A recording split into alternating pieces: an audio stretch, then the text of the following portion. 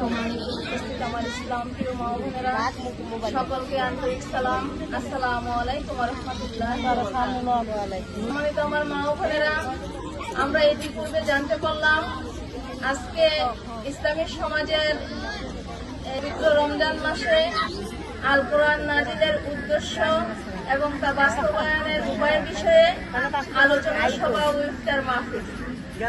এই ইফতার মাহফিলে আমরা সমবেত হয়েছি, এজন্য আমরা শুকরিয়া আদায় করি। সকলে বলুন আলহামদুলিল্লাহ।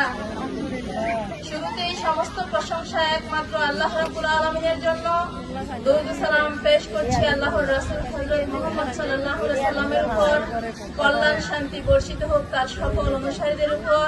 দুনিয়ার সকল মানুষ মহামিথ্যা ত্যাগ করে মহাসত্য গ্রহণ করে দুনিয়ায় কল্যাণ শান্তি লাভ করুক এবং আখিরাতে জাহান্নামের কঠিন আযাব থেকে রক্ষা পেয়ে চিরসুখের ঠিকানা জান্নাত লাভ করুক।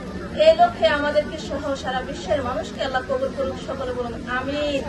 উপস্থিত আমার মা বোনেরা, এই রমজান মাসে আল কোরআন নাজিল হয়েছে, তাই রমজান মাসের এত মর্যাদা। কেমন মর্যাদা? এই রমজান মাস হাজার মাসের চেয়ে উত্তম। এই রমজান মাসে একটি রোজা রাখলে অন্য মাসের 60টি রোজার সমান সওয়াব হবে। এই রমজান মাসে কদরের রাত্রি আছে, যে রাত্রে ইবাদত করলে হাজার মাসের চেয়ে অধিক উত্তম হয়। এই রমজান মাসে আমরা যদি 1 টাকা দান করি 70 টাকার সওয়াব হয় কমে। আল্লাহ রাব্বুল আলামিন এই রমজান মাসের এত মর্যাদা বাড়িয়ে দিয়েছেন। আল কোরআন নাজিল হওয়ার কারণেই এই রমজান মাসের এত গুরুত্ব। সম্মানিত উপস্থিত আমার মা বোনেরা, এই রমজান মাস থেকে আমরা শিক্ষা নিতে হবে। আগামী রমজান মাসের আগ পর্যন্ত শিক্ষা, এই রমজান মাসে কোরআন নাজিল হয়েছে শুধুমাত্র মানব জাতির হেদায়েতের জন্য। এই রমজান মাস সে কোরআন নাজিল হয়েছে হক এবং বাতিলের পার্থক্য নির্ণয় করার জন্য। এই রমজান মাসে আল কোরআন নাজিল হয়েছে মানুষকে সঠিক পথের দিশা দেখানোর জন্য।